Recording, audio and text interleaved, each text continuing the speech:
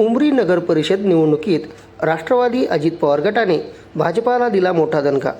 सविस्तर बातमी अशी की नगर परिषद निवडणुकीत भाजप आमदार राजेश पवार यांना मतदारसंघातील एकही नगर परिषदेवर भाजपाचा झेंडा फडकवता आला नाही।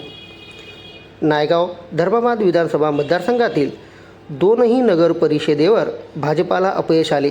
उमरी नगर परिषदेवर राष्ट्रवादी अजित पवार गटाने झेंडा फडकवला, तर धर्माबाद नगर परिषदेवर मराठवाडा विकास परिषदेने वर्चस्व दाखवलं।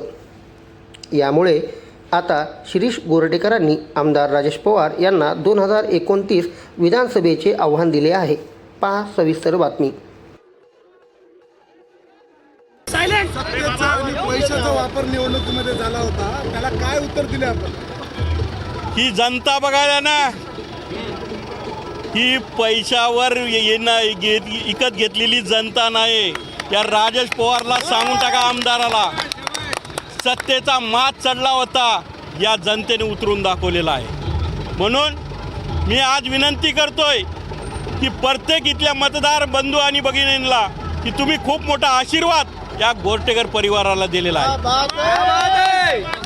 मालक त्यांना आहेत, आता जनता ही मालक आहे, चालक आम्ही आहोत।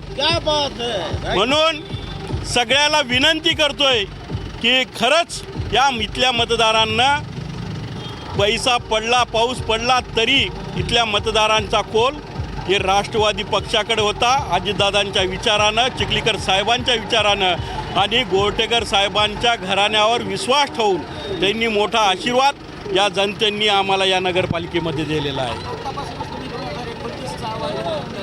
100% 2029ला राजेश पवार साहेबांना या म्हणाव मैदानात पुन्हा आमदार झाले तर म्हणा।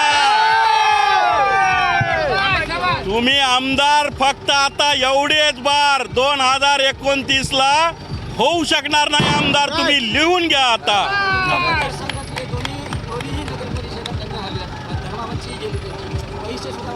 हो ना, धर्माबादमध्ये पैशाचा पाऊस टाकला, तिथंही पोलिसांच्या माध्यमातून आपण बघत असलं तर हे सगळा गैरवापर राजेश पवार साहेबांनी केला।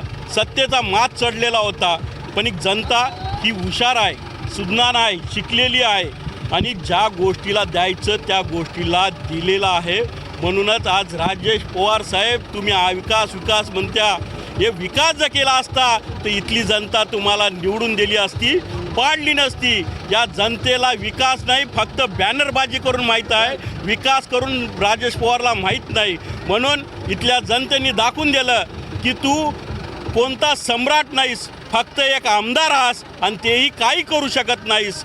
या तालुक्यातच नाही, धर्माबाद नाही, आता येणारी जिल्हा परिषद राहो, पंचायत समिती राहो, येणाऱ्या काळामध्ये तेही दाखवून देऊ। धर्माबाद, उमरी आणि नायगावमध्ये एकही राजेश पवारचं निवडून येणार नाही, एक गॅरंटी आहे आम्हाला। पवार साहेबांना सल्ला द्यायसारखा काही हे नाही, त्यांनीच आत्मपरीक्षण करावं। त्या आत्मपरीक्षण करण्यासाठी कुठं अमेरिका, जापान याला जाऊ नये।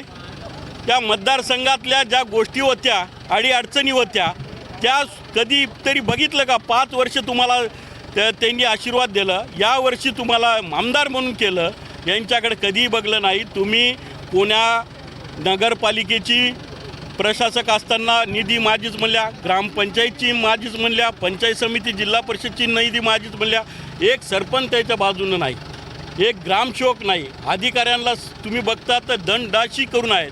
आणि कालचा तर प्रकार एवढा मोठा वाढला होता, 2000 पब्लिक कोंडून ठेवून त्यांचे बॉडीगार्ड म्हणजे शासनानं दिलेला अंगरक्षक हेच त्याच्या पुढे येऊन तुमच्या मीडियांचे कॅमेरे बंद करत होता।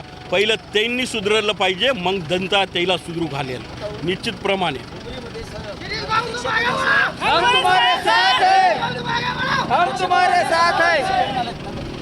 हो, अध्यक्षपदाचे निवडून आले आमचे एक अध्यक्ष आणि दुसरे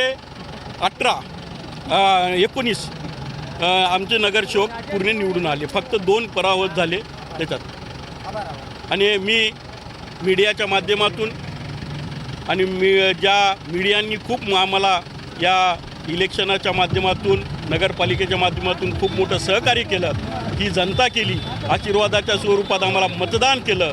मी खरंच मीडियाचे आणि या जनतेचे खूप मोठे आभार आहोत आणि असेच तुमचा आशीर्वाद आमच्यावर राहावं एवढंच नम्र विनंती.